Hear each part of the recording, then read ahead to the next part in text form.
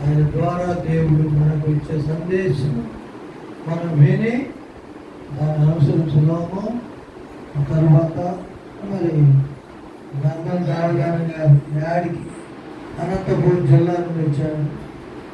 వాళ్ళిద్దరి ద్వారా దేవుడు మనకి ఇచ్చే హెచ్చరికలు, ప్రోత్సాహము మరి మనం వైకొనాలి.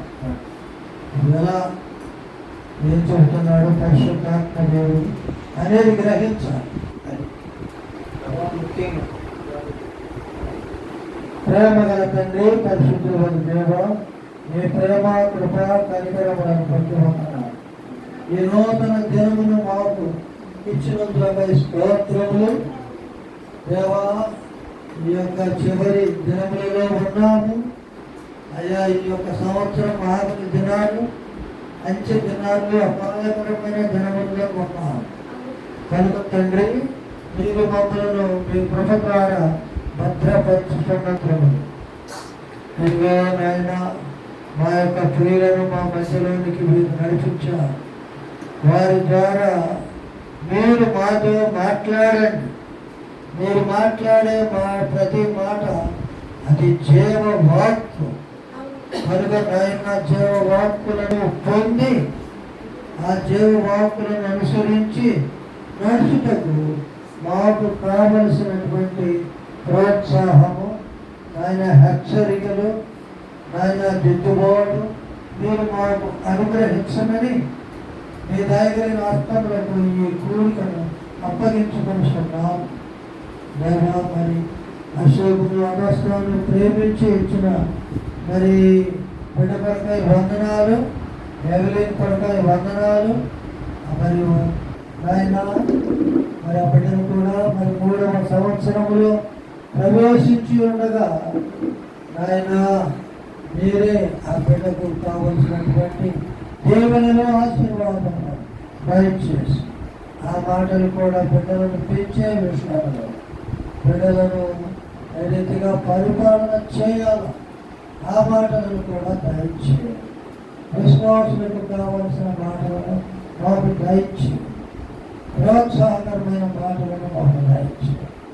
మీరే మహిమ పొందమని కావలసిన బిడ్డలను తీసుకుంటామని యేసు ప్రభు నామములో ఆయన వినగలిగే చెవిని, గ్రహించగలిగే హృదయం మాకందరికీ దయచేయమని ఈ కోరికను మీ చేతికి అప్పగించుకోవచ్చు.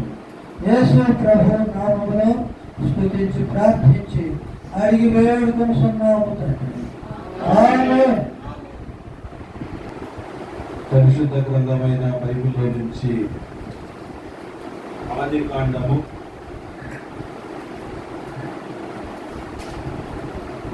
1వ అధ్యాయము. ఆది కాండము 1వ అధ్యాయము.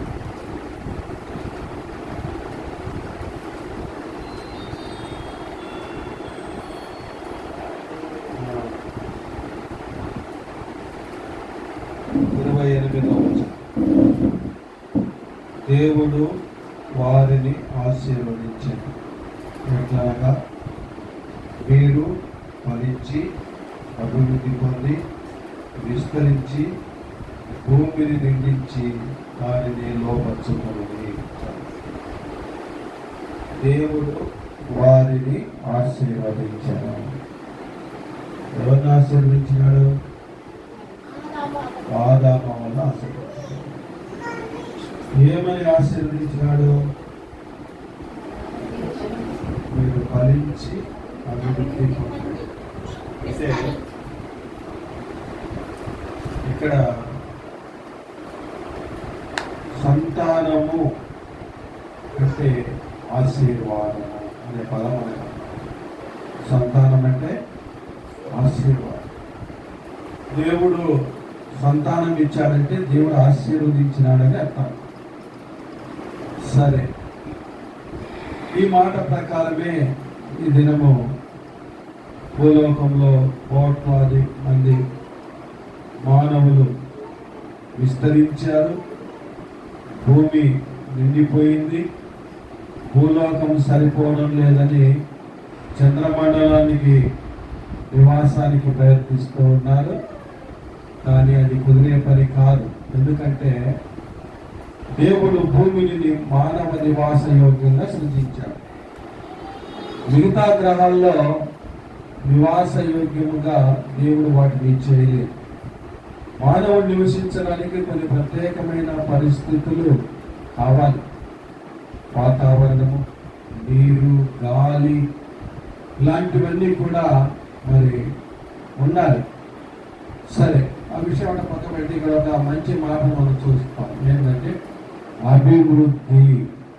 ఏమైనా అభివృద్ధి అంటే అర్థం ఏంటంటే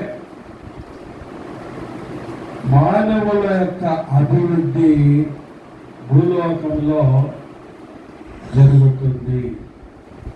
మానవ జాతి అభివృద్ధి భూలోకంలో మాత్రమే ఉండగానే అక్కడ ఉండదు.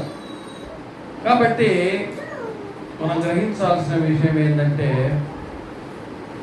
భూలోకములో మాత్రమే నరులు వృద్ధి చెందుతారు అని ఇక్కడ ఉన్న మాట మనకు తెలియజేస్తాం.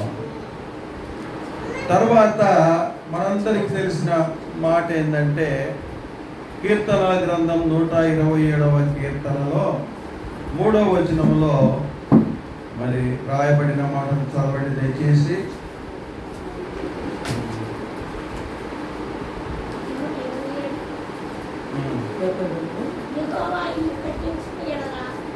దాని కట్టువారి ప్రయాసము వ్యర్థమే.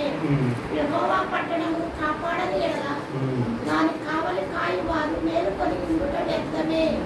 మీరు వేకువననే లేచి చాలా రాత్రి అయిన తరువాత పండుకొంచు కష్టార్జితమైన ఆహారం తినుచుండుట వ్యర్థమే. తన ప్రియులు నిద్రించుచుండగా ఆయన వారికి ఇచ్చుచున్నాడు. కుమారులు యెహోవా అనుగ్రహించు స్వాస్థ్యము, గర్భఫలము ఆయన ఇచ్చు బహుమానమే. కుమారులు యెహోవా అనుగ్రహించు స్వాస్థ్యము, బహుమానము. సంతానం అంటే దేవుని యొక్క బహుమానం. దేవుడు నరులకు ఇచ్చేటువంటి బహుమానం. బహుమానాలు మరి కొన్ని ప్రత్యేకమైన సందర్భాల్లో మనుషులు ఒకరికొకరు బహుమానాలు ఇచ్చుకుంటారు. ఈ బహుమానాలు ఎలా ఉంటాయంటే ఇచ్చేవారి స్తోమతకు తగినట్టుగా ఉంటాయి బహుమానాలు. అంతేనా? ఎవరికి తగినట్టుగా వాళ్ళు బహుమానాలు ఇస్తారు. కోటీశ్వరుడు అయితే అతని స్థాయికి తగినటువంటి బహుమానాన్ని ఇస్తాడు. పేదవాడైతే అతనికి స్థాయికి తగిన బహుమానాన్ని ఇస్తాడు. కానీ ఇక్కడ బహుమానం ఇచ్చేది ఎవరు? దేవుడు. కాబట్టి దేవుడిచ్చే బహుమానము అది శ్రేష్టమైనది, అది పర సంబంధమైనది మరి అని యాకోబు పత్రిక చెప్తుంది. కాబట్టి దేవుడిచ్చే బహుమానము అది ప్రత్యేకమైనది, శ్రేష్టమైనది. తర్వాత రెండవ మాట స్వాస్థ్యము. స్వాస్థ్యం. కుమారులు ఎందు స్వాస్థ్యము. స్వాస్థ్యం అంటే ఏంటి? స్వాస్థ్యం అంటే ఏంటి? స్వాస్థ్యము అంటే ఆస్తి. స్వాస్థ్యం అంటే ఆస్తి. కనాని ఐగుప్తు ఇశ్రాయేలీయులకు కనాన్ దేశాన్ని స్వాస్థ్యంగా ఇచ్చాడు. విశ్వాసులకు పరలోకాన్ని స్వాస్థ్యంగా ఇచ్చాడు. దంపతులకు బిడ్డల్ని స్వాస్థ్యంగా ఇచ్చాడు. స్వాస్థ్యం అంటే ఆస్తి. ఆస్తి ఉన్నా లేకపోయినా అంటే భౌతికమైన వెండి బంగారాలు,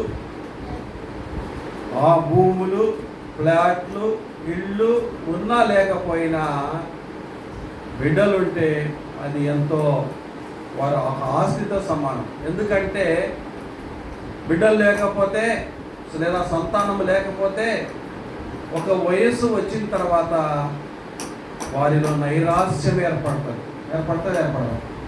వారి జీవితము ఎందుకు బ్రతకాలా, ఎందుకు జీవిస్తున్నాం? తినడానికి ఉంటుంది, కట్టడానికి ఉంటుంది, మరి ఎంతో ఉంటుంది. కానీ సంతానము లేకపోతే మాత్రము ఏముండదు, సంతోషం ఉండదు. కాబట్టి దేవుడిచ్చేటువంటిది ఈ స్వాస్థ్యము, ఆస్తి అనేది మరి ఎంతో, అంటే వృద్ధాప్యంలోకి వచ్చినప్పుడు వాటి విలువ మనకు అర్థమవుతుంది. ఆ యొక్క మన బిడ్డలు మనకు స్థితిగతులు ఏమీ లేకపోయినా కానీ వారు మనకు ఒక ఆస్తిలాగా ఉపయోగపడతారు అని దీని అర్థం. తర్వాత ఈ దినాల్లో మనం గమనించినప్పుడు అనేకులు సంతానము లేనటువంటి వారిని మనం చూస్తూ ఉన్నాం. నా దగ్గర అయితే ఒక 20-30 మంది లిస్ట్ ఉంది. వారి కోసం ప్రార్థన చేస్తా ఉన్నాం, ప్రార్థన చేస్తూ ఉన్నాం. సంతానము లేకపోవడం అంటే అది ఒక స్త్రీకి కానీ పురుషుడికి కానీ గొప్ప అవమానమా కాదా? గౌరవమా? పెద్ద అవమానం అది. కాబట్టి సంతానము లేకపోతే సంతోషము లేదు, సంతానము లేకపోతే సంతోషం లేదు. మరియు సంతాన విషయంలో స్త్రీలు ఎక్కువగా మరి ఆ విషయంలో ఆసక్తి కలిగి లేదంటే ఎక్కువ కాంక్ష కలిగి ఉంటారు. ఉదాహరణకి హన్నా, ఆమె ఆహారం తినటం మానేసింది, అవమానాలు ఎదుర్కొంది. కాబట్టి అసలు ఆడబిడ్డనా మగ బిడ్డనా అనేది క్వశ్చన్ కాదు. ఇక్కడ దేవుడు మనకు సంతానం అనుగ్రహించాడు అంటే దేవుడు మనల్ని ఆశీర్వదించినాడు, దేవుడు బహుమానం ఇచ్చాడు, దేవుడు మనకు స్వాస్థ్యాన్ని ఇచ్చాడు అని మనం అనుకోవాలి. సంతానం లేకపోతే ఎట్లా ఉంటుంది అంటే ఆదికాండము 30వ అధ్యాయము 1వ వచనం చదవండి. ఆదికాండము 30వ అధ్యాయము 1వ వచనం. మరియు లోపము వేయుటకు నీవు ఒకవేళ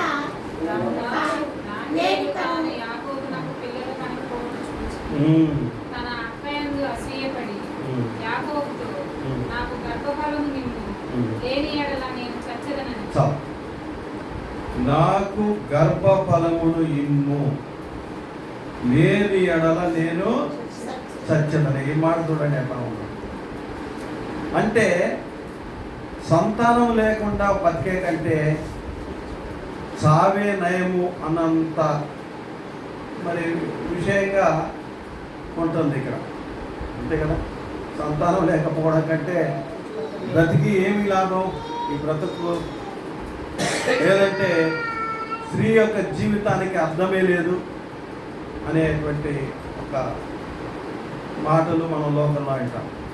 కాబట్టి చావు లేదంటే సంతానము లేకపోతే అది ఎంత దుర్భరమైనదో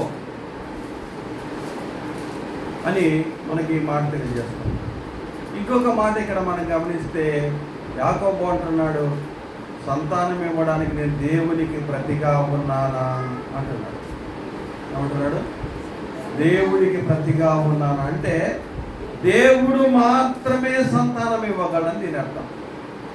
డాక్టర్లు ఉండొచ్చు, వైద్యము చేయవచ్చు, ఏదైనా జరగవచ్చు, కానీ దేవుడు ఇప్పుడు ఈ రోజుల్లో కూడా ఎన్ని వైద్యాలు చేసినా, ఎంతమంది డాక్టర్లున్నా, ఎన్ని మందులు వాడినా, లక్షలు ఖర్చు పెట్టినా సంతానము లేక ఉండిపోయినటువంటి ప్రజలను మనము చూస్తూ ఉన్నాం.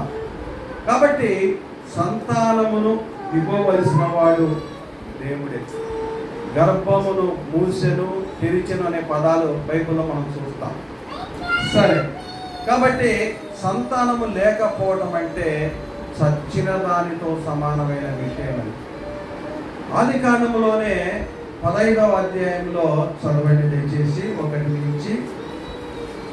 నుంచి అబ్రహాముతో దేవుడు చెబుతున్నాడు.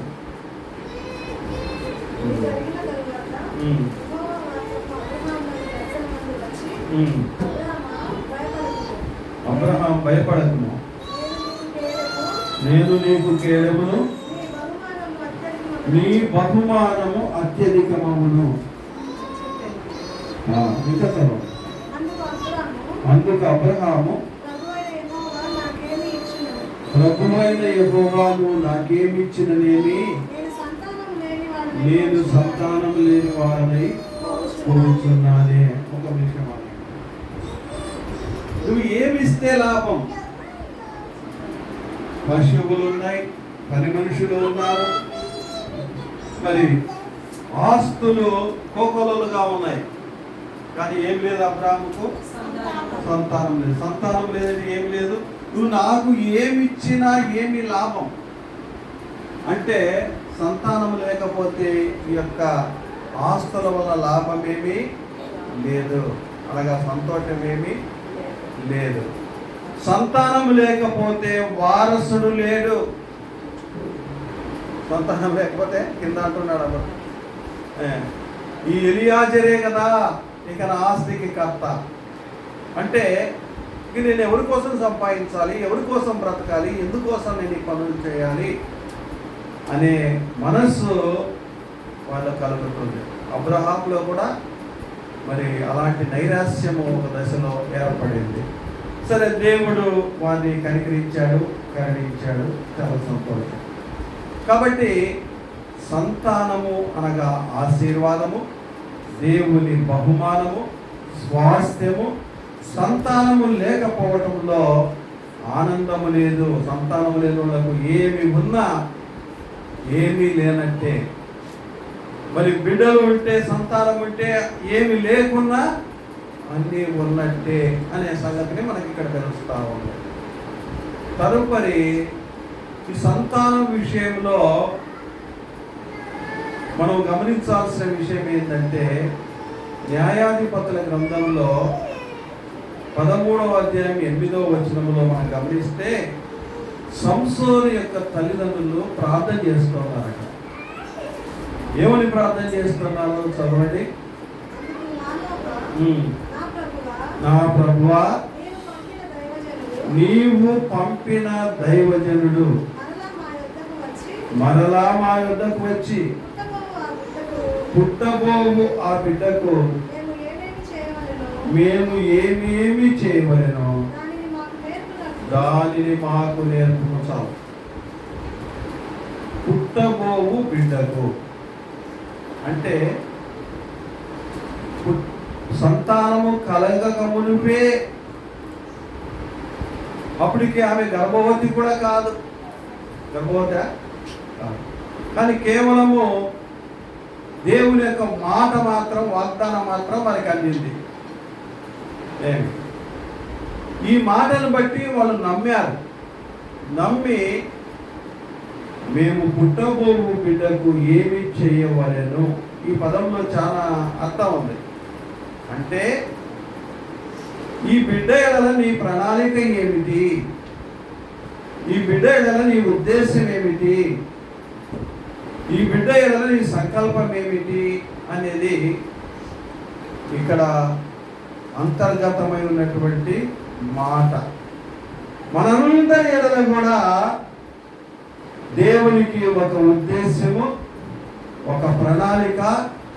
మనము పుట్టక మునిపే, జగత్తుకు పునాది వేయబడక మునిపే మన చరిత్ర అంతా తెలుసు దేవుడికి. లేదంటే మన భవిష్యత్తు అంతా తెలుసు. మనం ఎక్కడ పడతాము, ఏ గుడిలో పడతాము, ఎలా పెరుగుతాము, ఏమి చదువుకుంటాము, ఎవరితో పెళ్ళవుతుంది, మన సంసారం ఏంటి, మన సంతానం ఏంటి, మన జీవితం యొక్క ముగింపు అంతా కూడా దేవుడికి తెలుసా తెలియదా? దేవుడి ప్రణాళికలో ఉన్నాం మనం. ఎవరు నమ్ముతారు, ఎవరు నమ్మరు, ఎవరు తిరస్కరిస్తారు, ఎవరు స్వీకరిస్తారనే విషయం కూడా దేవునికి చక్కగా తెలుసు. అయితే ఇప్పుడు ఒక ప్రశ్న మనకు, మన ఎడల దేవుని ఉద్దేశము ఏమై ఉంది? ఎప్పుడన్నా ప్రశ్నించారా? యేసు ప్రభు నమ్ముకోవటం దేవుని ఉద్దేశమే, అంతటితో సరిపోదు. మనము ఆయన మహిమ నిమిత్తమై సృజించబడిన వారు. మనం మన కోసం కాదు, మనము మన కోసం కాదు. మనము ఆయన కొరకు, ఇప్పుడు ఉదాహరణకి ఒక కంపెనీ వాళ్ళు ఒక స్కూటర్ తయారు చేశారనుకోండి. ఆ స్కూటర్ ఉద్దేశం ఏంటిదంటే ఒక చోటు నుంచి ఒక చోటుకి ప్రయాణం చేయడానికి ఇది సహాయపడాలి అనే ఉద్దేశంతో చేస్తారు, అంతేనా? అయితే ఈ ఉద్దేశ్యము నెరవేరకపోతే, ఈ మధ్య కాలంలో ఒక ఆయన షోరూమ్ దగ్గరికి వచ్చి ఆ స్కూటరు ఎన్నోసార్లు మీ అందరూ కూడా చదివింటారు, రిపేర్లు రావటం, చివరిగా మళ్ళీ ప్రయత్నిస్తే 99,000 రూపాయలు బిల్లు అవ్వడం చేత ఏం చేశాడంటే షోరూమ్ ముందే దాన్ని పట్టి ఇచ్చేశాడు. నేనేమంటారు, నేను బహుశా రీసెంట్గా జరిగేది. ఎందుకు? సృష్టికర్త యొక్క ఉద్దేశ ప్రకారం అది పని చేయడం లేదు, అంతేనా? అంటే ఏ ఉద్దేశంతో అది నిర్మించబడిందో ఆ ఉద్దేశాలు అక్కడ పనిచేయడం లేదు. మన ఎడల కూడా దేవుడు కలిగిన ఉద్దేశాల ప్రకారము మనము ఉండకపోతే ఆయన మహిమ నిమిత్తము, అసలు మనల్ని ఎందుకు సృజించాడు అనే విషయానికి వస్తే ఆయన మహిమ నిమిత్తము, నా నిమిత్తము సృజించబడిన జనులు. ఎవరి కోసం? మనుషులు దేవుని కొరకు సృజించబడినారు. పురుషుని కొరకు భార్య, స్త్రీ సృజించబడింది. ఈ నరుల కొరకు ఆకాశము, భూమి, నక్షత్రాలు, సమస్త సృష్టి సృజించబడింది. కాబట్టి ఇది ఒక క్రమం. కాబట్టి మన ఎడల దేవుని ప్రణాళిక ఏంటి? మా దేవుడు మనకిచ్చిన బిడ్డల ఎడల దేవుని ప్రణాళిక ఏమిటి అని ఈ సంసోను యొక్క తల్లిదండ్రులు పుట్టక పూర్వమే ప్రార్థన చేస్తున్నారు. అంత గొప్ప విషయం. దేవునికి ఈ బిడ్డ ఎడల ఒక ప్రణాళిక ఉంది.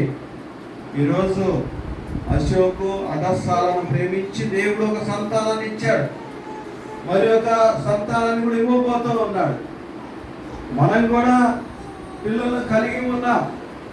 అయితే మన పిల్లల ఎడల దేవునికి ఒక ప్రత్యేకమైన ఉద్దేశం ఉంది అని మనం గ్రహించాలి.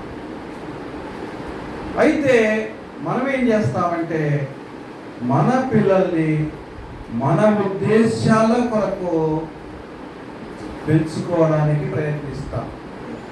మన ఉద్దేశాలు ఏంటి? వీడి డాక్టర్ చేయాలి, వీళ్ళు ఇంజనీర్ చేయాలి, ఇంజనీర్ చేస్తే బాగా డబ్బులు వస్తాయి, ధనవంతులు అయిపోతారు, బాగా బతుకుతారు, మనం ఉన్నా లేకున్నా చక్కగా బతుకుతారని ఇహలోక బ్రతుకుల గురించి మాత్రమే మనం ప్రణాళికలు వేసుకుంటాం.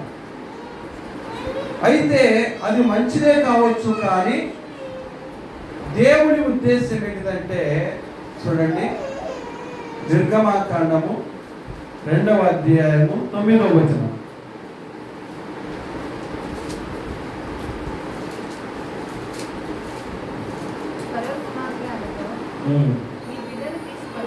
ఈ బిడ్డను తీసుకొని పోయి నా కొరకు వానిని పాలించి పెంచుము. ఇంకా చదవండి. నేను నీకు జీతం ఇచ్చేదను. చాలు. నా కొరకు పాలించి పెంచుము. ఈరోజు మనం ఆమె ఎవరి కోసం పెంచుతా ఉంది? ఒక రాజకుమారుడుగా ఉండడానికి పెంచుతా ఉంది, అంతేనా? నీ స్థాయిలో పెంచకూడదు, నీ ఉద్దేశాల ప్రకారం పెంచకూడదు, నీ ఆలోచనల ప్రకారం పెంచకూడదు. అట్లా పెంచితే సరిపోతుందా? ఒప్పుకుంటుందా రాణి? ఒప్పుకుంటుందా? నీ ఆలోచనల ప్రకారం పెంచితే ఒప్పుకుంటుందా? ఒప్పుకోదు. నీవు రాజకుమారుడికి తగిన అలవాట్లు, రాజకుమారుడికి అవసరమైన విద్యాబుద్ధులు, రాజకుమారుడికి అవసరమైన స్థాయిలో పెంచాలి. దీని అర్థం ఏంటంటే, ఫరో కుమార్తె తనకు జమ్ము పెట్టెలో లభించినటువంటి ఈ మోషేను పెంచడానికి స్వయాన తల్లికి అప్పగించాడు. ఈమె ఆ రాణి యొక్క ఉద్దేశాల ప్రకారమే పెంచాలి, కానీ సొంత ఉద్దేశాల ప్రకారము పెంచకూడదు. దీని యొక్క మూల భావం ఏంటంటే, దేవుడు అదస్సాకు అశోకుకు సంతానం ఇచ్చాడు. వీళ్ళ ఉద్దేశాల ప్రకారం కొరకు కాదు. ఎవరి ఉద్దేశాల కొరకు? దేవుని ఉద్దేశాల కొరకు, దేవుని ప్రణాళిక కొరకు పెంచాలి. దేవుని మనస్సును ఎరిగి పెంచాలి. దేవుని చిత్తమును ఎరిగి పెంచాలి. పెంచడం అనేది చాలా ప్రాముఖ్యమైన విషయం. పిల్లల్ని కనడము ఒక రకంగా సులువు కావచ్చునేమో. పిల్లల్ని పెంచడం అనేది చాలా చాలా చాలా కష్టం.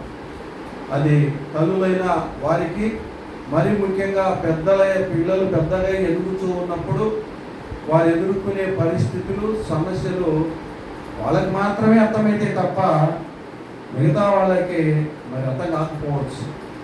కాబట్టి మనము ప్రభువు కొరకు, అనగా మన బిడ్డలు మనతో కలిసి పరలోకంలో ఉండే దాని కొరకు మొదట వాళ్ళని సిద్ధపరచాలి. అది దాని అర్థం. ఎఫెసీ పత్రిక చెప్పే మాట కూడా అదే కదా. మీ పిల్లల్ని ప్రభువు బోధలోను, ఆరాధ్యంలో, శిక్షలోను పెంచుతుంది.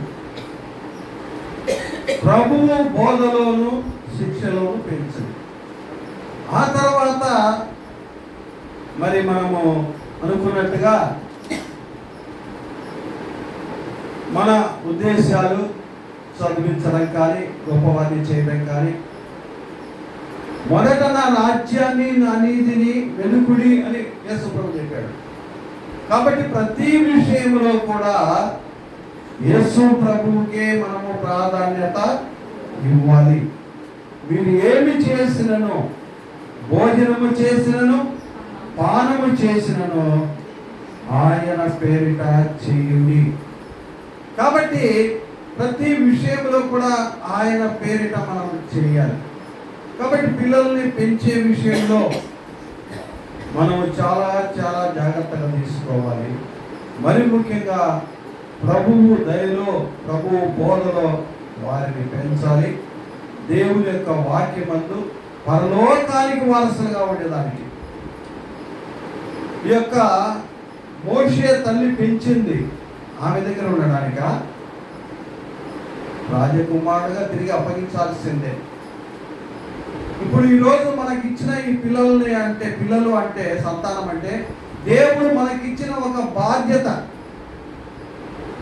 వీళ్ళను భూలోకంలో దేవుని కొరకు తీర్చిదిద్ది దేవుని చేతిలో ఉంచాలి. అప్పుడు దేవుడు లేదా యేసు ప్రభువు మనకు బహుమానం ఇస్తాడు. క్రీస్తు న్యాయపీఠం మీదగా ఉన్నప్పుడు, బడా నమ్మకమైన దాసురారా, నీ బిడ్డల్ని చక్కగా నా నామం కొరకు, నా మహిమార్థమై నీవు చక్కగా వాక్యములను, బోధలను పెంచగలిగినావు అని బహుమానాన్ని ఇస్తాడా? కూడా ఇస్తాడు, తప్పనిసరి. తిరిగే డౌట్ పని లేదు. కాబట్టి ఈ ఉద్దేశాలు మనము కలిగి ఉండాలి. కనుక ఆయన తప్పనిసరిగా మనకు బహుమానం ఇస్తాడు. కనుక మనం యేసు ప్రభు కొరకు మన బిడ్డల్ని పెంచాలి. తదుపరి నేను ముగిస్తున్నాను. లూకాసు వార్త 1వ అధ్యాయము 15వ వచనం చదువు.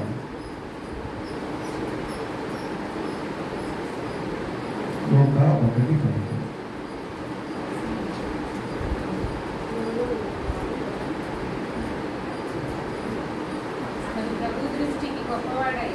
అతడు ప్రభు దృష్టికి గొప్పవాడై ద్రాక్షరసమైనను మద్యమైనను త్రాగక తన తల్లి గర్భమున పుట్టినది మొదలుకొని పరిశుద్ధాత్మతో నిండుకొనిన వాడై ఇశ్రాయేలీయులలో అనేకులను ప్రభువైన వారి దేవుని వైపునకు పెట్టెను.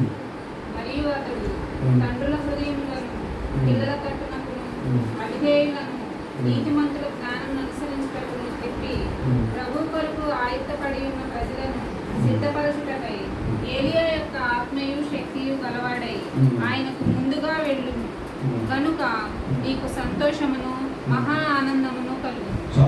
నీకు సంతోషమును మహా ఆనందము కలుగును. ఎప్పుడు బిడ్డలు ఎప్పుడైతే ప్రభువు కొరకు జీవిస్తూ ఉన్నారో, బిడ్డలు ఎప్పుడైతే యోగ్యమైన వారుగా ఉన్నారో, అప్పుడు ఏం జరుగుతుంది? సంతోషము, మహా సంతోషం, మహా ఆనందము. ప్రభువుకు కూడా ఆనందం ఈ విషయం కలుగును. మరి ఇంకా మహా సంతోషం, ఆనందము కలుగును. అతడు పుట్టినందుకు అనేకులు సంతోషించుడు. ఈరోజు అశోకు అదస్సాలను ప్రేమించి దేవుడు సంతానం ఇచ్చినందుకు మనమందరం ప్రభువును స్తుతిస్తూ ఉన్నాం. మరి వారి కుటుంబంతో పాటు మనందరికీ సుపరిచితులుగా ఇరు కుటుంబాల వారితో కలిసి స్నేహితులుగాను, సహోదరులుగాను, లేదంటే సహపాఠి విశ్వాసులుగా మనం అందరం కూడా సంతోషపడుతూ ఉన్నాం. అయితే లూకాసు వార్త 2వ అధ్యాయము 11వ వచనంలో చదవండి దయచేసి.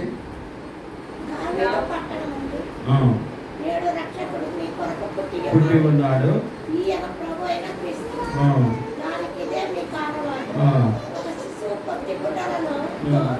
చుట్టబడి ఒక తొట్టిలో పండుకొని ఉండుట మీరు సూచదరని వారితో చెప్పారు.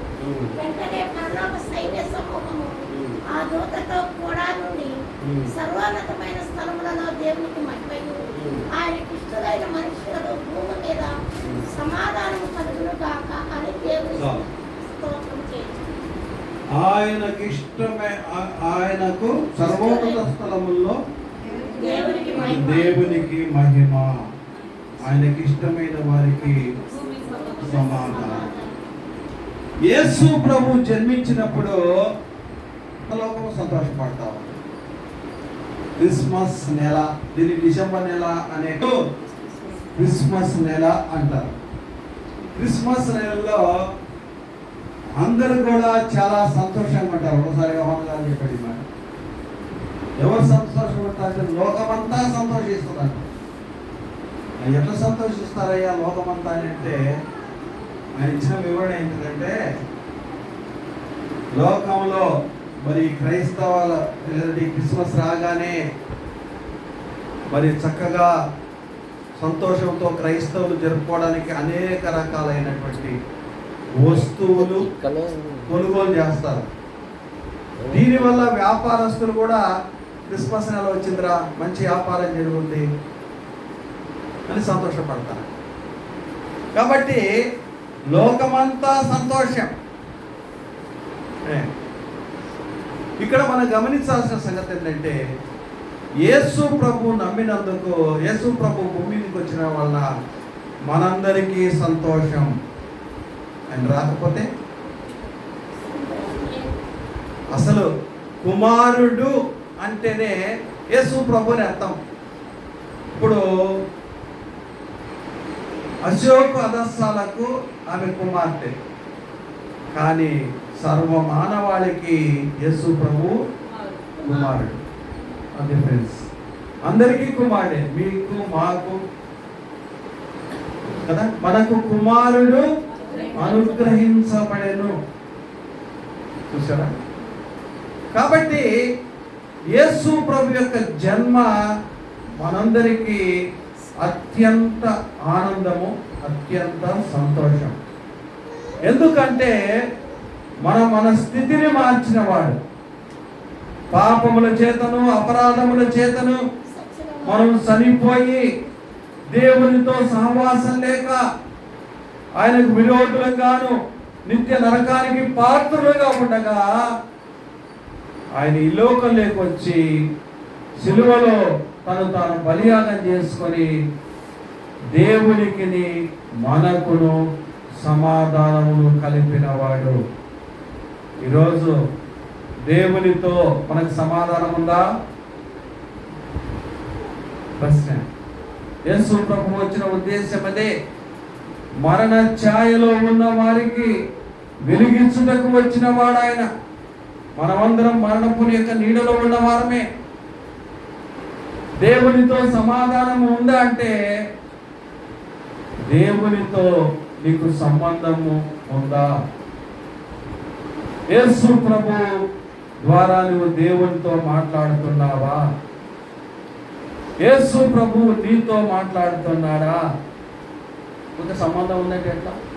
యేసు ప్రభు అన్నాడు, మీరు నాకు స్నేహితులై ఉన్నారు. స్నేహితులు ఏం చేస్తారు? ఏ చిన్న విషయమైనా, ఇంట్లో ఏ వంట చేసినది, ఏ కూర చేసినది, ఈరోజు ఏం జరిగినది, ఆఫీస్కి పోయినది, ఇంటికి వచ్చినది అన్నీ మాట్లాడుకుంటారు. మరి మనం ప్రతి విషయాన్ని యేసు ప్రభుతో మాట్లాడుతున్నామా? ఒకసారి ప్రశ్నించు. ప్రతి విషయాన్ని మనం యేసు ప్రభుతో మాట్లాడుతూ ఉంటే దేవుడితో మనకు మంచి సంబంధం ఉన్నట్టే. ఆయన కూడా మనతో మాట్లాడతారు, వాక్యము ద్వారా మాట్లాడతారు, ప్రార్థన ద్వారా మాట్లాడతారు, ఇతరుల ద్వారా మాట్లాడతాడు, బోధకుల ద్వారా మాట్లాడతాడు, స్నేహితుల ద్వారా మాట్లాడతాడు, తల్లిదండ్రుల ద్వారా మాట్లాడతాడు. కాబట్టి ఈ సందర్భంలో ఈ యొక్క సందర్భం అనేది మనందరికీ కూడా సంతోషకరమే.